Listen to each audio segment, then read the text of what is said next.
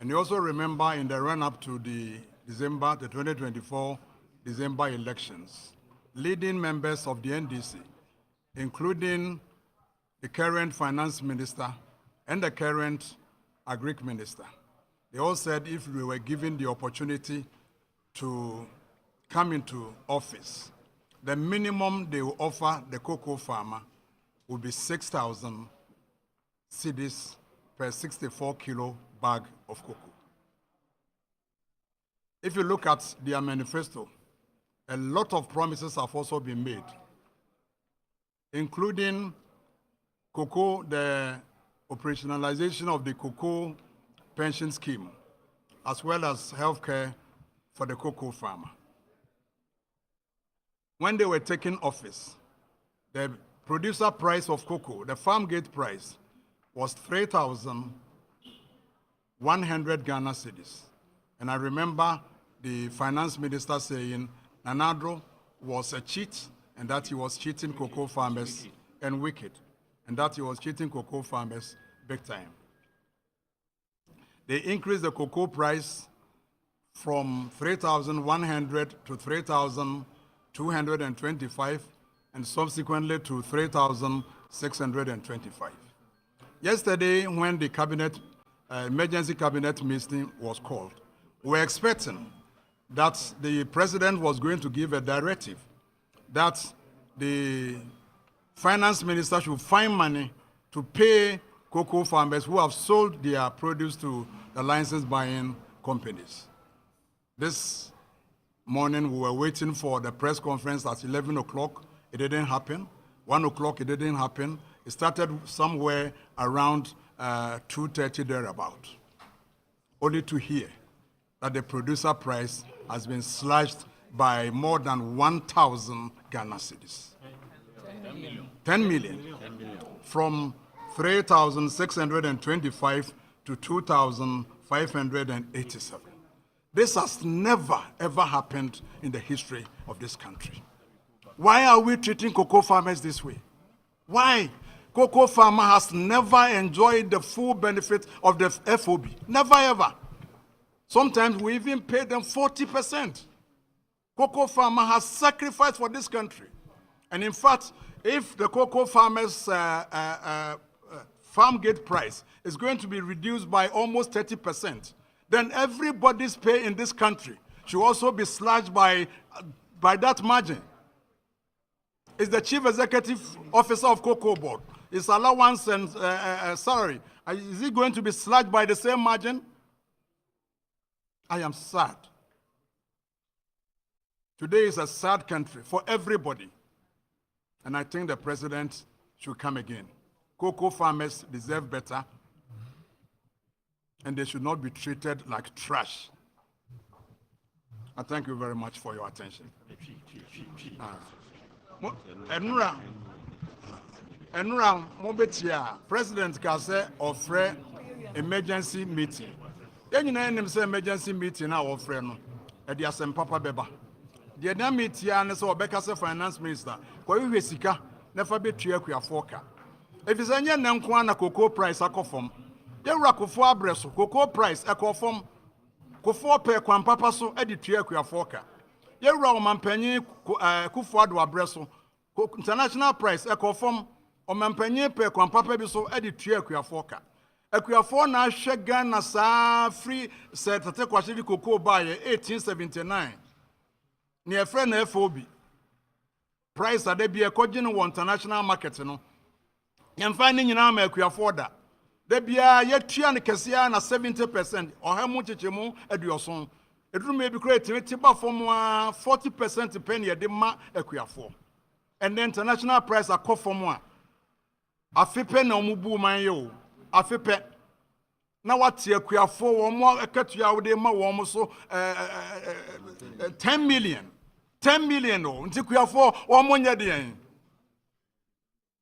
akuafo mo nya akuafo na hwe o man yi sa ye ma ye scholarship ye de bi ya kwan ye de bi CBB a akuafo na hwe o man yi nyina na no wo kohwe Bank of Ghana o mo report ba ya report no nko ase afie nkwano 2025 nkwano omunya $3.9 billion Would you find multiply current rate? In the Sassicana, a Quafosicano, or more the year. Now, a born from our Cotia for or more a country almost so 10 billion bag or the baby. And to Mujid say, or near Quafued in the year.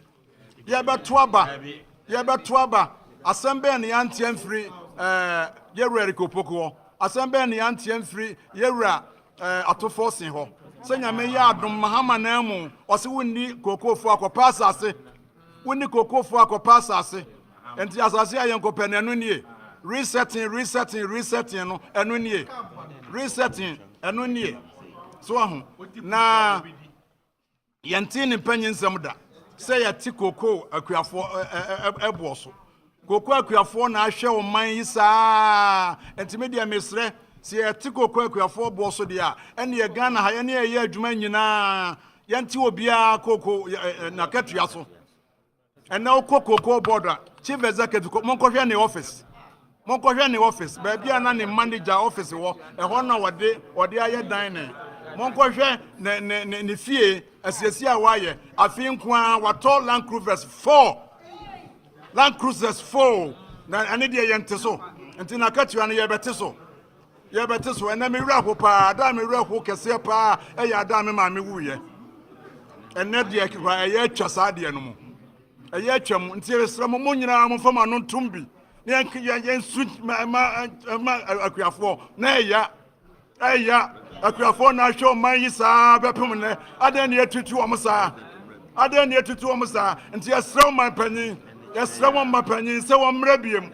Na nene ya o mekaza papa foforo enkyere akuafo na sane we pass what so 10 million de yampene eno nkwan de yampene ti asra wo mapanyin se won san mrabiem yedamase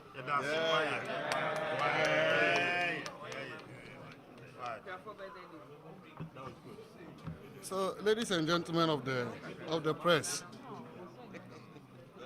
we were told that the Minister for Finance was coming to announce what they call a restructuring of the cocoa sector.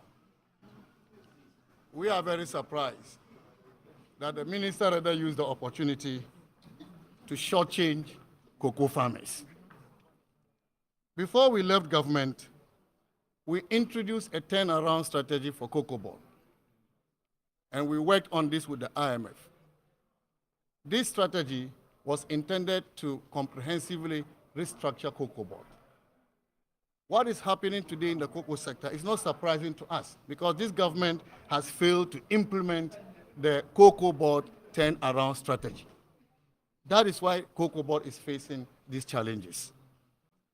I heard that the minister is directing to move the cost of cocoa roads to the Ministry of Roads.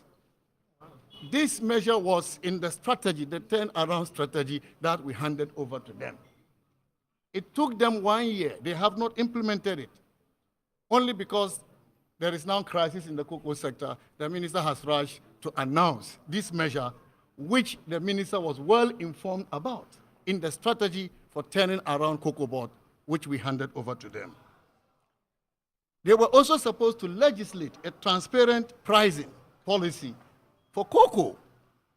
They have not done that. They were to remove some cost items which tend to reduce the producer price of cocoa, which we thought were unnecessary and in some cases duplicative. They have not done that. They were supposed to get COCOBOD to move away from non-core businesses and also to improve on efficiency and reduce cost, particularly in procurement. They have not done that. And so as far as we are concerned, this NDC government did not need to announce any new strategy for restructuring COCOBOD. And as we expected, they could not announce any comprehensive strategy for restructuring COCOBOD. If they implemented the strategy that we handed over to them, COCOBOD will not be in this mess. And so, ladies and gentlemen, I am even surprised that the IMF is sleeping over this. Because we developed this strategy in consultation with the IMF as a requirement, one of the requirements for implementing the IMF program. I'm really surprised that the IMF has gone to sleep on this. And this government is recklessly managing the cocoa sector, which has brought us to this unprecedented crisis in the sector. Given the scale of the crisis in the sector now, a sector which is one of the most important pillars of our economy, one expected the government to give COCOBOD a bailout, as we did during the MPP time, rather than reducing the producer price for cocoa.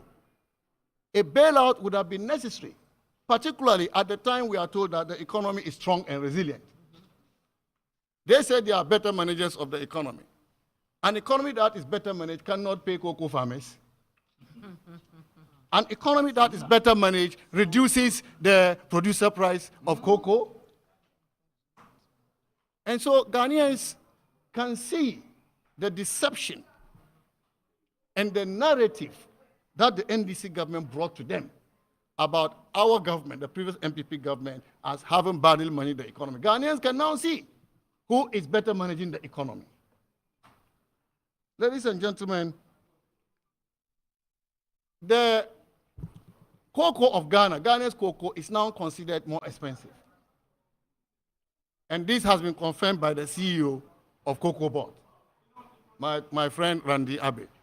He has confirmed in an interview that Ghana's cocoa is now more expensive, and therefore consumers are turning away from Ghana's cocoa, as a result of which demand for Ghana's cocoa has fallen. The reasons for this are not far-fetched. We warned this government about the reckless overvaluation of our currency. We warned them several times that these dollars they are pumping and pumping into the economy, that reckless intervention. Last year alone, they intervened to the tune of 10 billion United States dollars. The trend has continued. That reckless overvaluation of our currency will affect our economy. Because those of you who understand economics know that when you overvalue your currency, it adversely affects the export competitiveness of your country. And so, is it surprising that the competitiveness of cocoa on the global market is reducing? Is it surprising? Because this government thought that managing an economy is by pumping dollars to shore up the city. And now this is the effect. Overvaluation, when your currency appreciates unreasonably, as we are seeing, your exports suffer. Rather, what you see is promotion of imports. And so more imports are coming into our economy. Our exports are losing value on the international stage. And increasing imports will only come to reduce the domestic production base, because it will affect domestic production of goods and services. This is why you go to the market today, imported rice is now more expensive than locally produced rice. You go to the market, imported maize is now more expensive than locally produced maize. This government is cheaper. It's now cheaper than locally produced maize. This government should know, because they have economists amongst them. They should know that anytime you are implementing a policy, there are trade-offs. There are trade-offs, and therefore by overvaluing the currency as a policy, they should know that other sectors will suffer.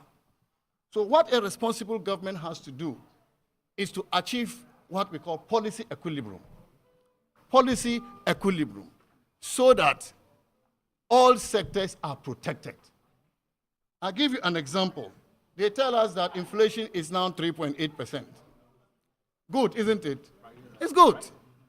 But if you look at what we call purchasing power parity approach in economics, it tells you that when your inflation is 3.8%, your currency should depreciate by at least 3.8% in order to protect exports. What do we see? They are going around bragging about appreciation. That is poor economics. When your inflation is 3.8%, your currency should depreciate by more than the inflation rate in order for you to protect your exports. Because your exports is your economy. Your exports create jobs. And so in this era of 24-hour economy, the least this government could do was to protect the exports of our country and thereby protect jobs in this country. Rather, at the time they passed the authority for 24-hour, they are also reducing the domestic production base and thereby reducing opportunities for employment in the country. And so, ladies and gentlemen, my view is that the figures they are branding about, inflation is this, the exchange rate is this, is killing, behind these inflation figures, is killing our economy. And the cocoa sector has just exposed them. The cocoa sector has just exposed them. Maize, I'm just coming from my constituency. They have piles of bags of maize that they are not able to sell.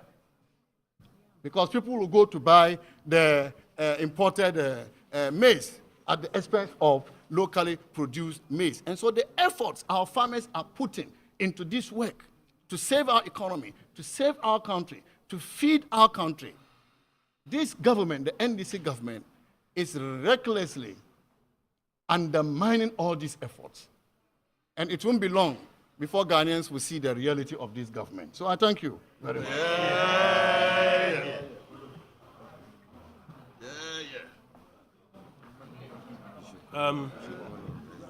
Colleagues, good afternoon. Just to add a few more comments and then we will wrap up.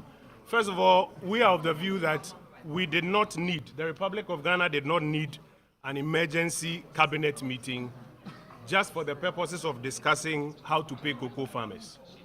When you have to call an emergency cabinet meeting just for the purposes of discussing how to pay cocoa farmers, then there's a real crisis in government, which you are covering up with some numbers and some narratives.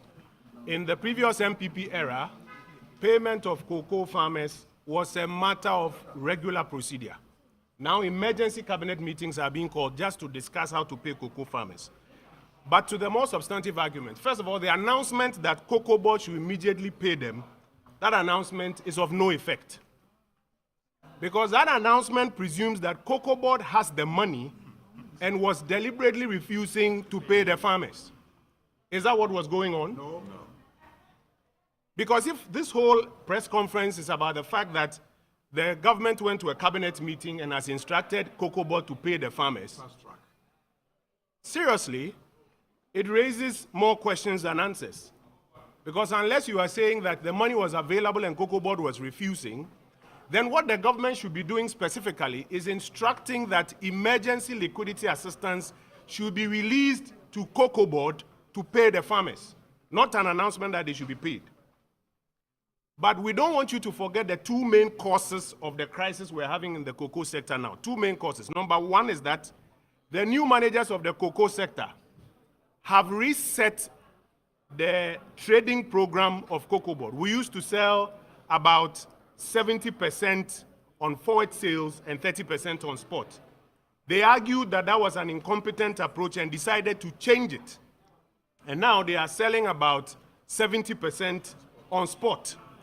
That is why today, as prices have dipped, they are struggling and are saying that the price they had announced ends up being higher than the current prices on the market. That's number one, because of their own decision to reset the trading model. Number two is the artificial injection of forex into the Ghanaian economy, which has overvalued our cedi, as Dr. Amin rightly explained, and is therefore making our exports relatively more expensive. Remember, we've been raising this matter for a while now. And when you say, they say, oh, dollar has come down, clap for us. Now we are beginning to see the effect, at least in the first area in the cocoa sector. This action to announce a 28% reduction in the price amounts to a haircut of about 28% on close to 1 million Ghanaian cocoa farmers. You may not recognize it. 28%, 28.6% reduction, this 28.6% haircut is going to affect about 1 million cocoa farmers. And if you add to it the number of people who assist them on the farms and their dependents, my gosh, we're getting to maybe 3-4 million people are going to be affected by this haircut that the NDC government has announced. You see, when you manage an economy with artificial adjustments, the real effect will be realized on cocoa farms, in transport fares, in electricity bills, in school fees. Now you are beginning to see the real impact of some of the things that we are talking about. And it is now clear that this NDC government cannot be trusted. When the MPP moved cocoa prices from 475 Ghana cedis per bag to 3,100, they told the people of Ghana that we were robbing them and that they should actually be getting 6,000 to 7,000 Ghana cedis. And just about 1 year in their tenure, they could not even pay the 6,000. They now said 3,650. No, and 25. 3,625. And even that one, they can't pay. They have to call an emergency cabinet meeting to announce that COCOBOD should pay. And then after that, they announced a 28% haircut on the poor Ghanaian farmer. One of the impacts, and that's what I want to conclude with. Already when you go into the cocoa growing areas, I was in my areas just a few days ago. A lot of young people are already not going into cocoa because they say the older folk who went into it, they don't see a transformation in their lives. It's left with the old, elderly, poor on the farms. When you do this, what is going to happen in subsequent years is that even those ones will not be going into the cocoa production. If they won't sell their cocoa farms to Galamsey operators, God knows what they will do. They will abandon their farms. Now, what it means also is that the productivity, the growth, the jobs, and the incomes that come from the cocoa sector, the foreign exchange that comes from the cocoa sector in subsequent years is all going to dwindle. And so we in the minority have a number of requests to government. All of this has come about because of the reset that COCOBOD did. And that is why, respectfully, we ask the president to relieve the COCOBOD CEO of his responsibilities at this point in time. Number two, we are asking the government that in previous times when cocoa prices fell and the government absorbed the shock and protected the cocoa farmer, the NDC government should absorb the cost of what they have done and protect the cocoa farmer and restore at least the 3,625 that they promised. This 2,800 or so that they are promising is totally unacceptable. Already we are receiving messages from cocoa farmers who say that if this is what is going to happen, they are going to demonstrate in a number of these. And if they do, we in this caucus, we will join them on the streets to do this demonstration. We thank you for the time and the opportunity that you gave us. Okay. Edi kaino na ehun hia sa ban be frɛ cabinet meeting, emergency cabinet meeting say yekodwindwin kwan ya be fa so atua koko akuafo eka. Edu emra e wo sa wo frɛ cabinet meeting say wo kodwindwin kwan ya betua koko akuafo ka. Na kyerɛ say asɛm wo hɔ e na wo kata so. Asɛm kɛse wo hɔ na wo kata so. Na sa announcement we o man say COCOBOD enkotua akuafo no. Eni nyina so obi esan say e kamia say ne sika no wo hɔ deda. And a COCOBOD, a boa passe, or muntua. Nanya said the away announcement or munkotua saying.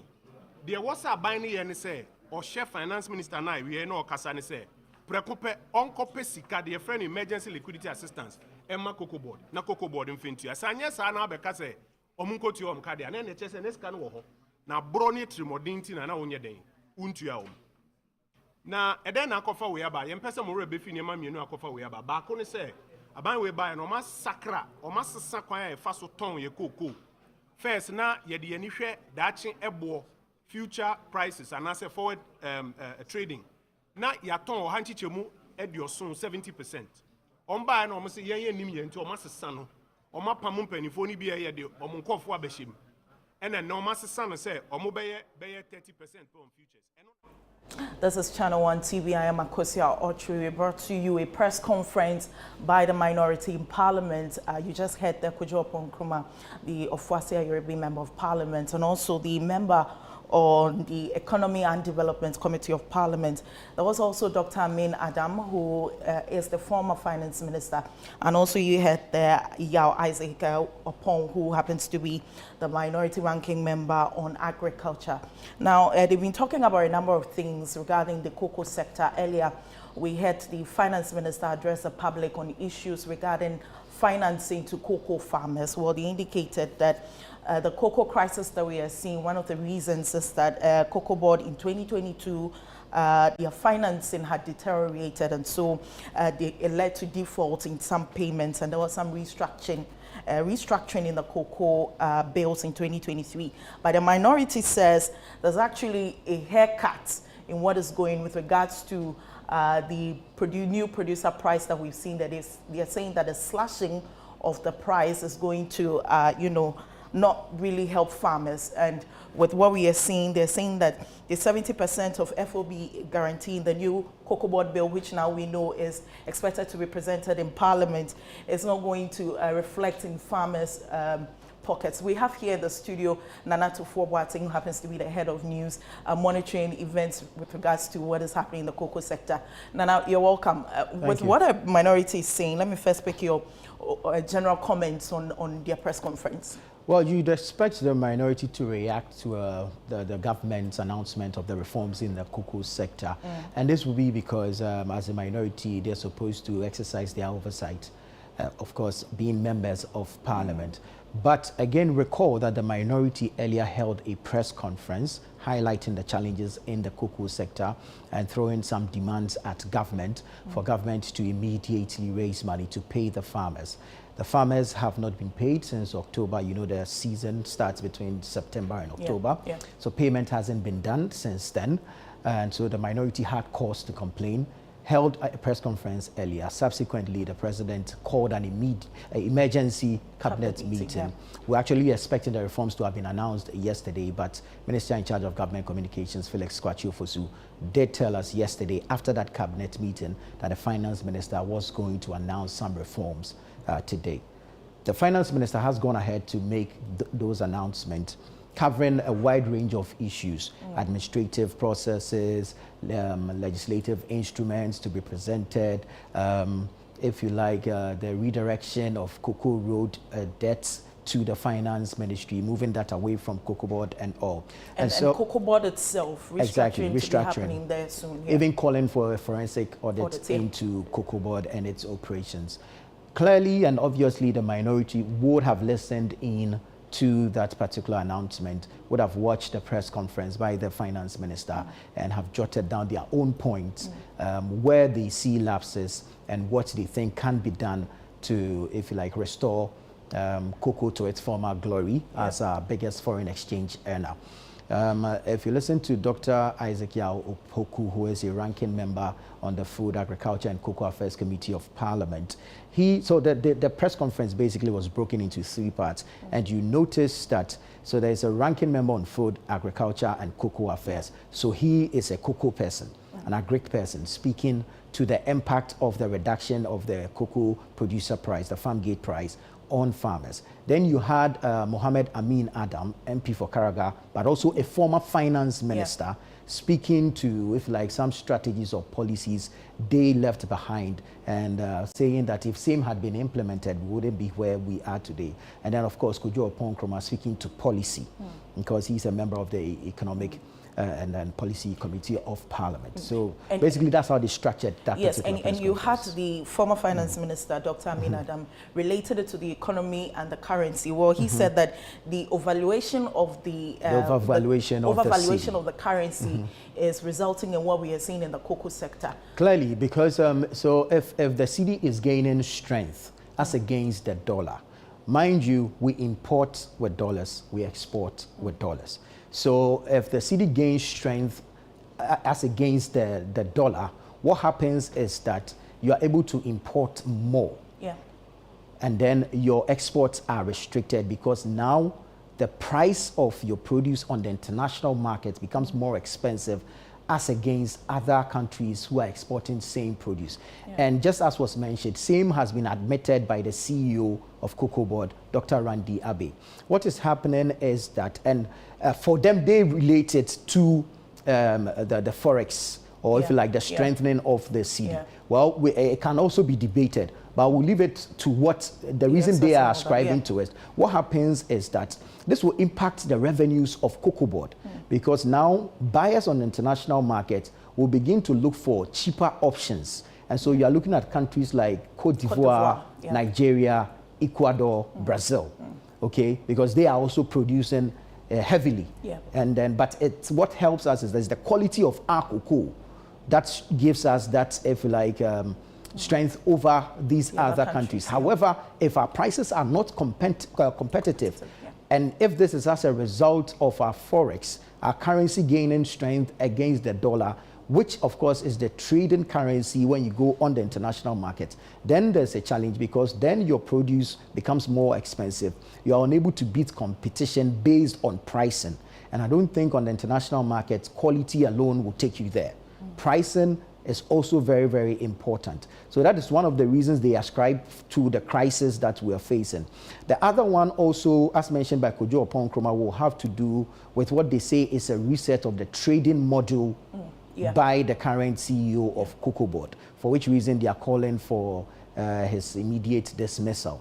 They argue that the CEO has changed the trading module from the previous 70% FOB sales and all that, which we know cocoa, we have the forward sales and we have the spot sales. Cote d'Ivoire currently is doing spot sales, which allows some level of deregulation in the system, and so farmers are able to sell at certain prices. However, we don't do that, we do forward sales, and that's why you recall that we do syndicated loans in the past. We borrow to buy and sell. However, there are losses in there, because if, say, you borrow to buy 1 million tons, however, you are only able to sell 800,000 tons, then you have a deficit of 200,000 tons, and that is the rollover that has been happening over the years, over the period, and that is one of the things that is actually crippling COCOBOD, saddling COCOBOD with debt, and so that's one of the issues they raise. So they attribute to the current crisis, one, to the strengthening of the CD, which they actually say is artificial,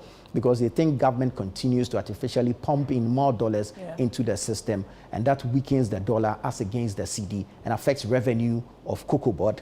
And then also they accuse Dr. Randiabe, CEO of COCOBOD, of resetting the trading module, and of course that also leading to the crisis. Okay, before we go, I mean, we all agree that the cocoa sector is a critical issue, or a critical sector that we need to talk about when issues like this happening, because I mean, we are the second largest producer of cocoa in the world. But the minority took a jab at government, you know, criticizing, asking why there should be a cabinet meeting over, you know, payments to be made to cocoa farmers. I don't know if you have anything. Well, I can understand where you're coming from, because within the space, there's been a conversation about where government's priority is and the sense of urgency attached to which sector. Recall that Gold Board is making a lot of revenue for the government through its dealings. So it will appear as though there's a lot more attention on gold now, and cocoa seems to have been relegated. And you can buttress this point with the time period within which this cabinet meeting was held. The challenge started coming in from October of last year. So October, November, December, January, that's 4 months. It had to take the precedent to call for an emergency cabinet meeting. And that's why you hear Oppong Nkrumah say that if what it would take is a cabinet meeting to direct COCOBOD to make payments to farmers, then it suggests that COCOBOD has the money, which they don't. You get it? Because there's a directive for COCOBOD to pay the farmers. But COCOBOD does not have that money as at now. COCOBOD as at now is not even credit worthy, and so cannot go for any syndicated loan. And that's why the previous administration started talking about raising the funds locally, putting local banks together to raise the funds to buy cocoa beans from the farmers. And so if, from per what Kojo Oppong Nkrumah is saying, if all it would take is a cabinet meeting to direct COCOBOD to make the payments, then it suggests that COCOBOD has the money to pay, but it does not. And that's why he thinks that the meeting itself was not necessary in the first place. All right, thank you very much, Nana, for that detailed analysis of the minority press conference that we brought to you. I am Ofoase Ayirebi. Many thanks for choosing us, and keep watching Channel One Television.